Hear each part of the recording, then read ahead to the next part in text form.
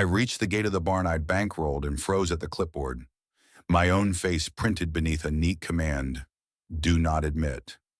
Guests swept past in satin and suits, chirping about the weather, never noticing the father barred from his daughter's day. I didn't plead, I didn't perform.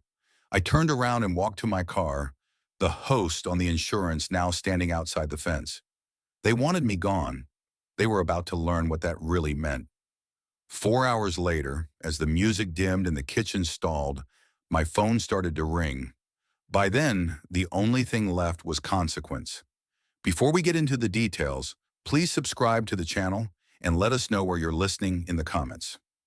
I pulled into the lot a little early while the air was still cool. Strings of lights strung between the oaks shimmered like dew. I took a breath, straightened my tie, and told myself all I needed to do today was walk slow and watch my daughter come down an aisle of petals. As I reached the gate, two security guards in black stepped forward. One held out a hand, polite as could be. "Invitation, please." I smiled, opened the family group chat on my phone with the seating chart. Timeline, the band set. "I'm the bride's father. If you need anything, call Emma and she'll confirm." The other guard didn't change expression. He angled a clipboard on the wooden table so I could see it. A photo of me from last month's barbecue. Unflattering angle, but unmistakable. Under it, in block letters, "Do not admit." For a second, I thought my eyes were playing tricks. The air around me went heavy. "There must be a mistake," I managed. The guard shook his head, still courteous. "I'm sorry, sir. Those instructions came from the bride's family." My thumb was already dialing Emma. One ring, two. "Dad?" Her voice was small and breathless, like she was rushing. "There's some mix-up at the gate," I said. "They've got my picture and it says I can't come in. If you come down for a minute." She cut in quick. "Dad, I need everything calm today. You aren't a good fit. Please don't make this harder. Just let us—" I stood still. "I'm your father, Emma." "I know, but I'm busy. I have to go." Click. The line ended as softly as a drop of water hitting tile. I felt years land on my shoulders in a single breath, but I also knew silence is sometimes the only way not to become someone else's excuse for a scene. I nodded at the guards, slid my phone into my pocket, and walked back to the car. In the car, I opened the file folder I'd brought along for peace of mind. Cream paper on top. Certificate of insurance. The event insurance. I was listed as the host, the venue as certificate holder, policy limits, liability terms, and a note stating that service operations, especially food and beverage, must follow safety rules while the host is present and responsible. If the host is replaced or withdrawn, the venue must shift to minimum safety procedures. I read it again and felt my hands stop shaking. I didn't want to ruin my daughter's wedding, but I couldn't be an invisible host either, on the hook by signature and barred at the door like a stranger. I called the insurer's support line and spoke slowly, clearly. "I'm the named host on the COI. I'm being denied entry to the site. Please note that the host has been excluded from the premises. I'm not canceling coverage. I'm asking you to update the file so the venue follows minimum safety protocol per the policy." The rep confirmed, asked the time, took notes, and asked me to email a summary with a scan of the COI. I sent it immediately. Then I wrote a short email to the venue manager. "I am the host per the attached COI and am currently not permitted in the event area. To ensure safety and compliance, please shift service to minimum levels until a responsible party is properly in place." I didn't add any flourish. Before I even put both hands back on the wheel, I saw the kitchen lights inside the reception flicker and dim. The band dropped their volume. Two staffers pushed a food cart toward the back.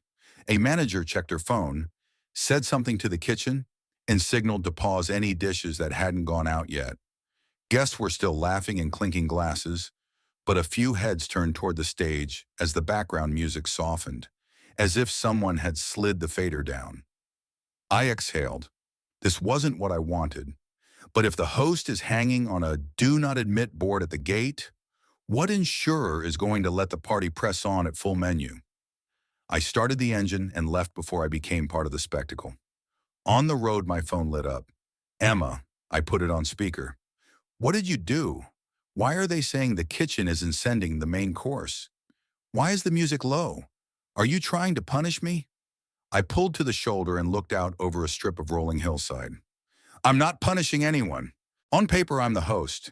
You barred the host from the venue, which changes safety and liability. I notified the venue to switch to minimum procedures per the rules. Nobody wants to chase a signature after something goes wrong. You and your rules. Today is my day. Exactly. And on your day, safety and transparency matter even more. She went quiet for a beat. Then I heard her breathing quicken again.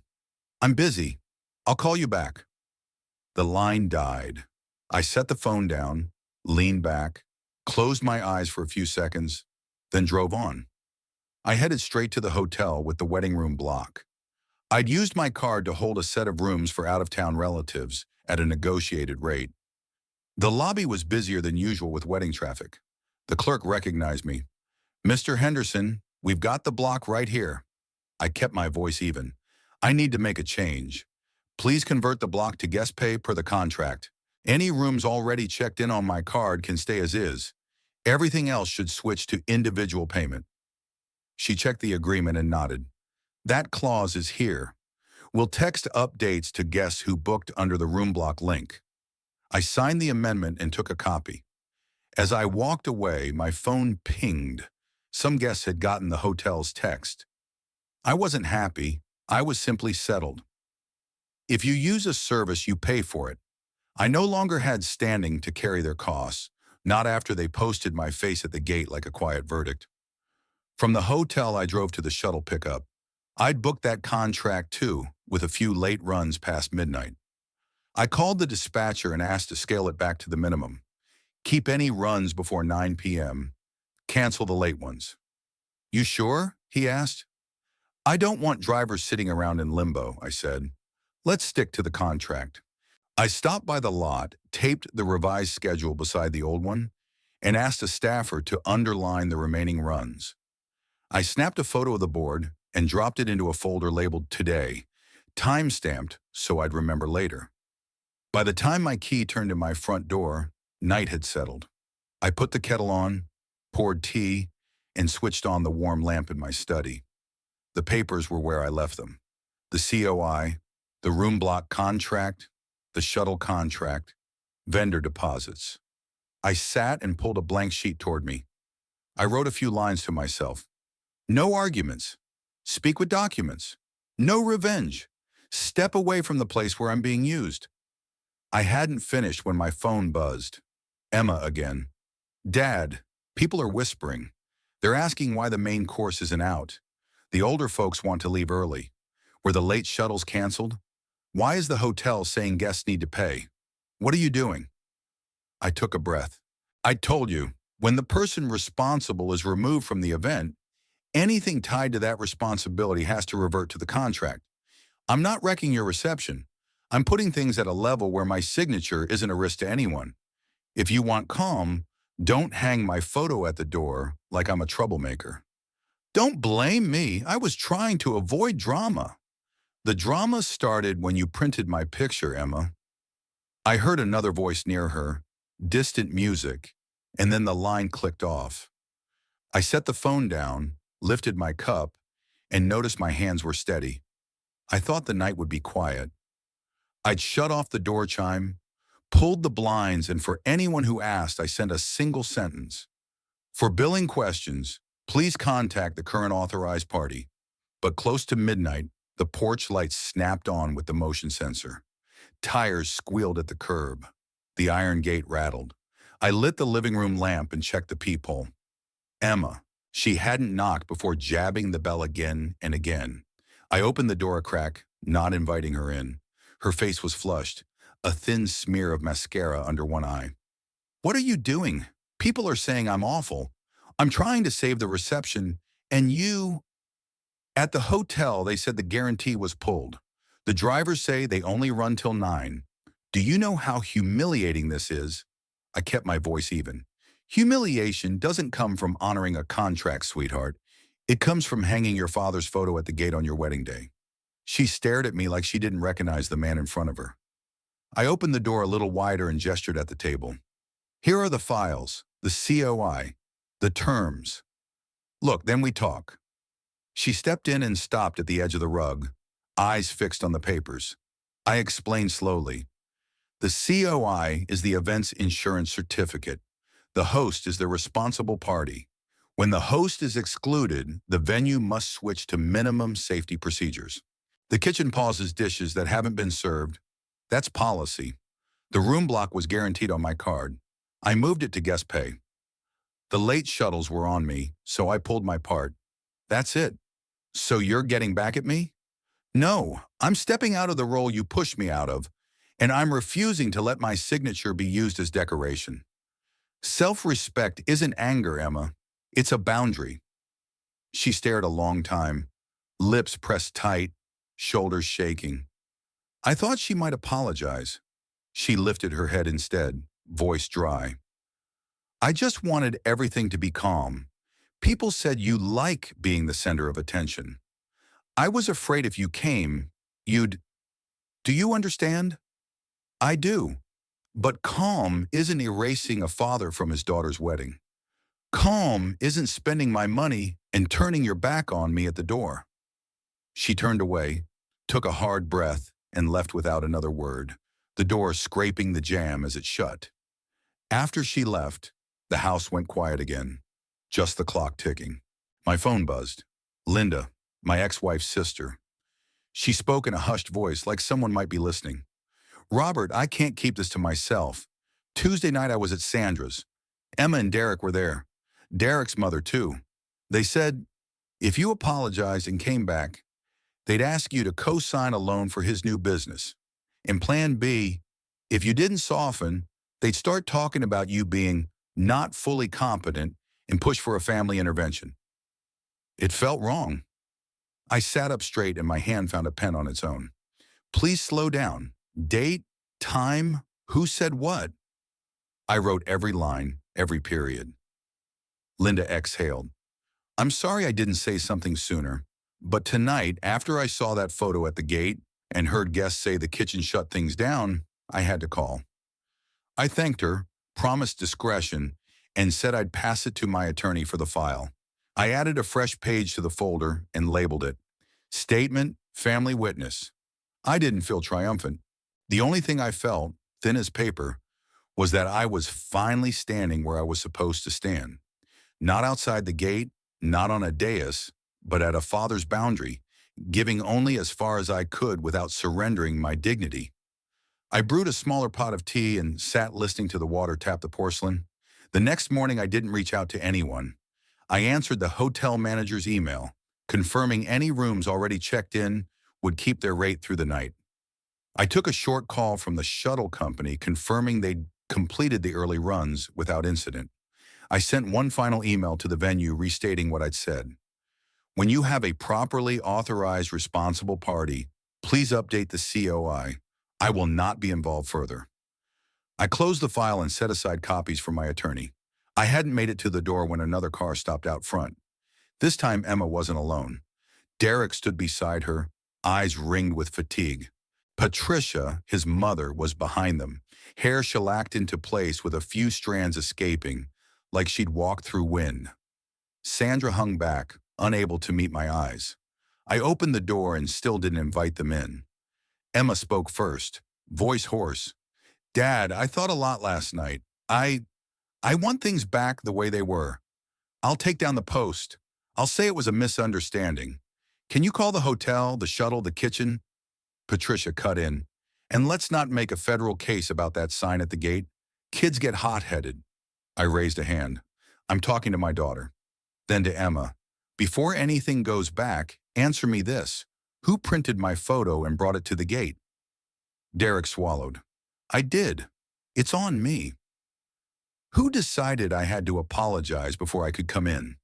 Emma mumbled. It was everyone's idea. Who talked about a loan that needed my signature? The air thickened.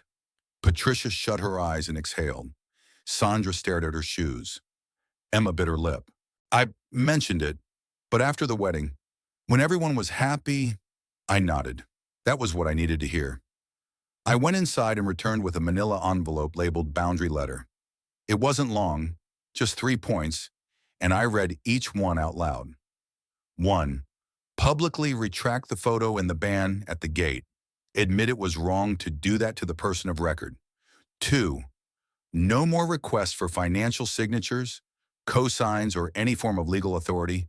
If you need money, be adults and deal with the bank yourselves. 3. If you need any help from me going forward, every request is in writing, by line item, with a start and an end and a recipient's signature. None of this vague, we're family business. Emma looked at the envelope like it was something familiar and foreign. If I do those 3 things, you'll put everything back, right? I shook my head. No, I'll consider each piece. If something's a safety issue, it comes first. If it's just to save face, I'm out. And no matter what, I don't walk into places that hang my picture on a black list. Derek let out a tired breath. Patricia stared at me like she could burn the house down by will alone. Sandra finally lifted her head, voice small. Robert, at least, she's your daughter. And I'm still her father, but being a father doesn't mean signing blind. I handed the envelope to Emma. Read it carefully. If you agree, sign the copy so I know we're done talking in tears. No one said anything else. Maybe their minds were a knot of cords. I didn't try to untangle it. I closed the door and listened to the hinge brush the frame, an ordinary sound that felt like peace. I leaned back and looked at the house like an old friend, everything where it belonged. The teapot, the bookshelves, the desk lamp, a photo of my ex-wife when she was young, and the empty space I've kept for a picture of my daughter in her wedding dress, smiling with her father. That space is still empty. Maybe one day when respect returns, that photo will live there. For now, I leave the space empty as a reminder. Love doesn't vanish. It just refuses to be misused. In the afternoon, I walked the block. Neighbors waved. A couple had heard whispers about a messy wedding and asked with that mix of curiosity and sympathy. I smiled and asked them to water the flower bed if I'm out a few days. Back home, I scanned the contracts, filed them neatly, and sent copies to my attorney with a note. Archive only, no action. The family will choose how to tell the next chapter. I shut down the computer and stood at the window. The small rug where Emma stood last night still held a faint, dark print from a wet shoe. After dark, my phone buzzed. A text from Emma. I took the post down. I'm sorry about the sign at the gate. I'll read the envelope. Give me some time. I typed back, noted, there's no rush. I sat and poured another cup of tea. Sometimes the way you save a child is by drawing a line and stepping back while they learn to stop at it. I thought of the sentence I meant to say, but hadn't yet. Respect is a condition, not a reward. I'll say it when she comes back, not as a lecture, but as a promise to myself. On the table, the spare envelope I'd printed lay waiting, its flap still open. I slid it into a drawer. Outside, wind moved through the trees. The house was quiet, and in that quiet, I knew my daughter's happy day would be rebuilt someday. Not with my checkbook, but with the real bricks of growing up. Learning to apologize, to take responsibility, and to remember this door will always open for anyone who knocks with respect. If you like this story, please like this video. Subscribe to the channel and share your thoughts on this story in the comments. Each of your likes, shares, and subscriptions is a great motivation for me to continue writing the next stories. Thank you for listening. Goodbye and see you again.